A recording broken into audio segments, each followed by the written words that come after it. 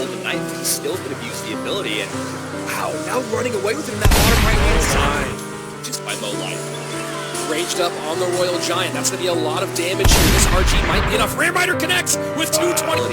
Plus the miner on tower. And there you go. Does get that final Evo snowball in. And that is Pedro. He goes, I got 45 seconds. I need to get 3 more snowballs out in this game.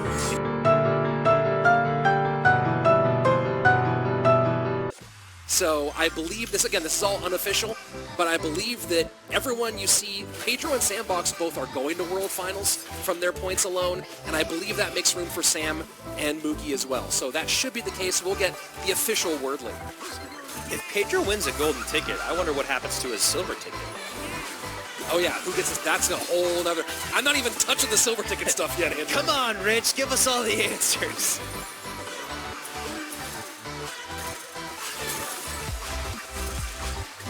Interesting start here, looking like Mo's going to run Graveyard. That's pretty much what we always see Evo Knight coupled with. And then on the other side of it, looks like Ian's just going to lean into what's working in the meta right now with the Pancake Tower and, of course, that Goblin Machine that you may love or most likely hate.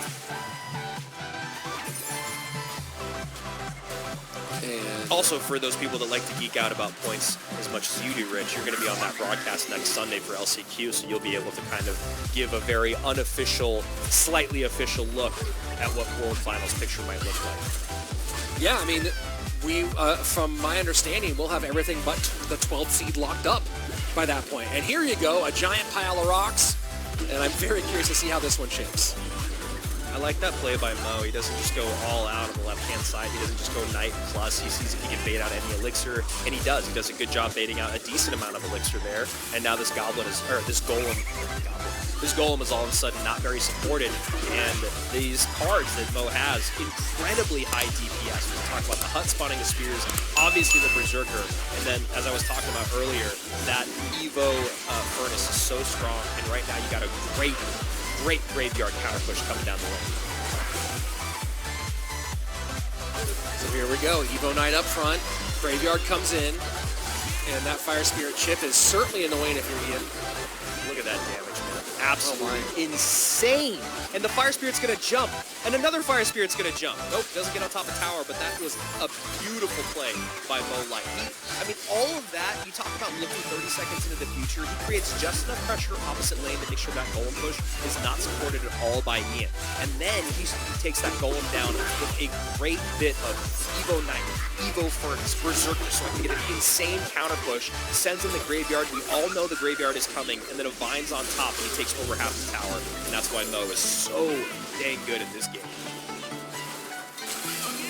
Sudden death overtime on its way, and in a Graveyard, maybe our Barbaro will come in and pull the attention of the chef, get a little bit more damage here, and now counter push opportunity for Ian, but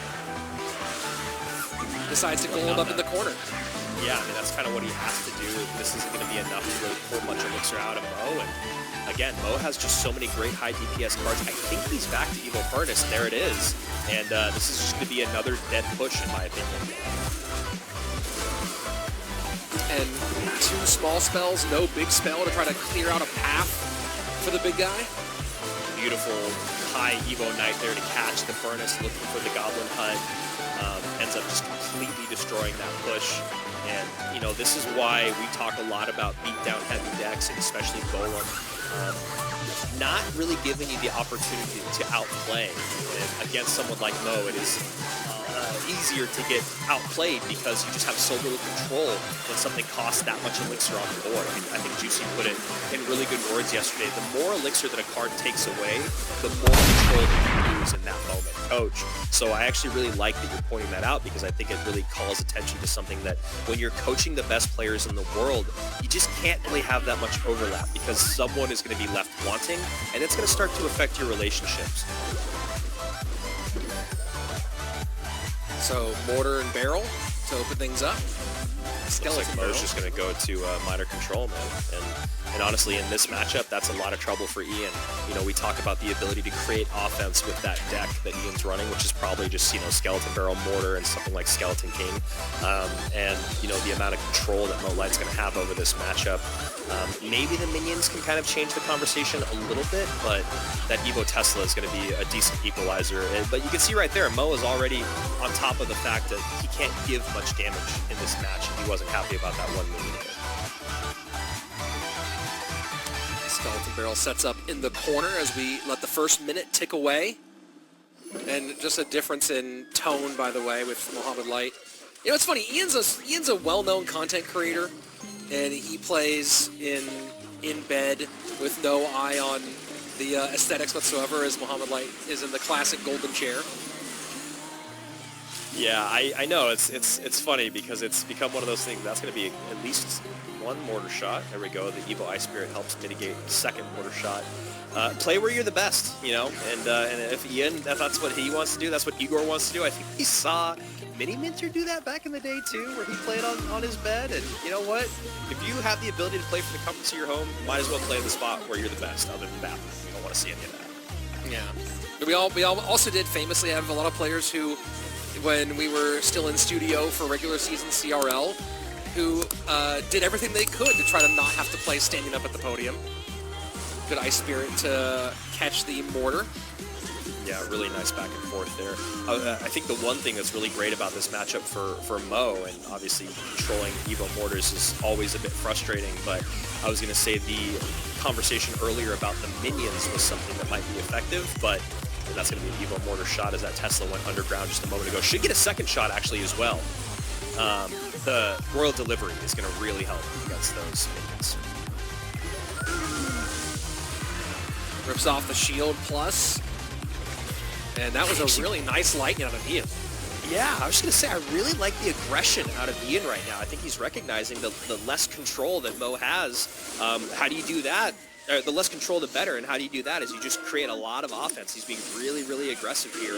And this is the most popular mortar deck out in the game right now. I was looking on the leaderboard for a minute, and the ability to have that double spell somehow creates a lot of space between taking care of buildings.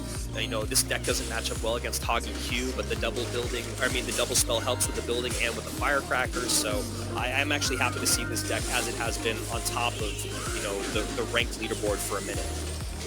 1471 to 1395 into sudden death overtime. Margins are thin in this business. Yeah, you know Mo has that rocket though, so that's definitely something Ian is thinking about. I like that lightning. And the lightning really has been an MVP for Ian so far.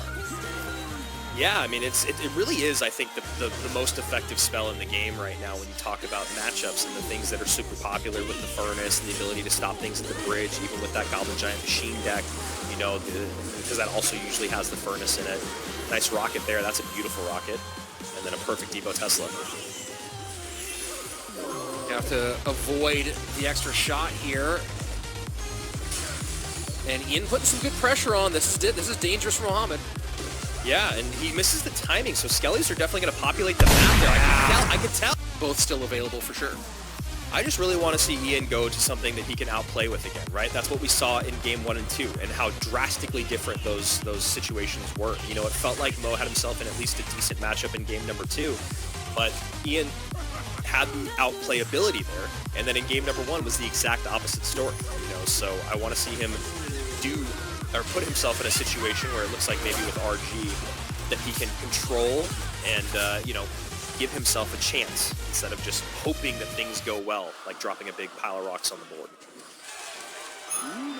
And Monk ability no longer there. Ghost comes out, and then to 0 for Ian for the RG. Maybe anticipating that he's going to get a few shots out of this, but the Ghost will also do some work too.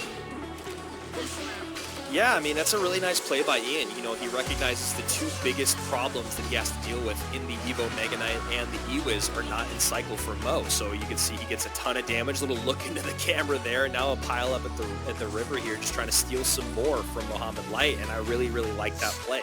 You can see Mo's deck is pretty heavy, so he's going to have to really throw his cycle out of whack if he wants to defend against those 2 Elixir Goblins. And that's just a great situation, again, by Ian, where he's creating pressure and giving himself outplayability. Drill gonna go ahead and get plenty of damage, but a big margin to make up for the 2-time. And the fireball's there for them. Yeah, look at Mo. He's like, what the heck, man? Did you see what I made? Are you stream sniping me? How do you have every answer right now? The other part of this is that Spirit Empress in the sky behind anything like the Monk or the RG is going to be really annoying for Mo to deal with. She's got such great range, and there's just not a lot of air targeting DPS here for Mo. And he doesn't have the vines to bring it down to the ground. Snowball has to come out against the Goblins on that right-hand side, and Magic Archer wants the connection, gets 1, gets 2. Wow. Snowball not enough to disrupt that in a meaningful way. I mean, the log.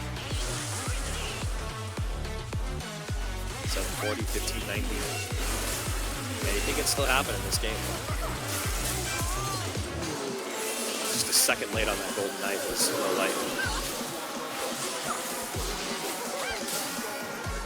Magic Archer kind of sitting there in the middle as a target, just a defensive NATO to reset. And doesn't get the Monk reflection there. Yeah, that's actually a really great NATO by Mo, but not great placement on the E-Wiz. Going to have to use that Evo Snowball as he gives a lot of fireball value there. I would have loved to see the E-Wiz in a different spot, but you kind of understand what he was going for. And that defensive drill was necessary, but probably not enough here. RG should get 1, and it does. And that's probably going to be enough to lock this thing up for Ian. Wow, and this is huge for Ian, being able to take Mo out in the lower bracket run. I mean, that's the big thing that we haven't seen is the Evo Mega Knight against the RG. We need to see that more in this matchup, but now Ian knows he's got the double fireball. Mohamed Light is sent packing here on our last monthly final.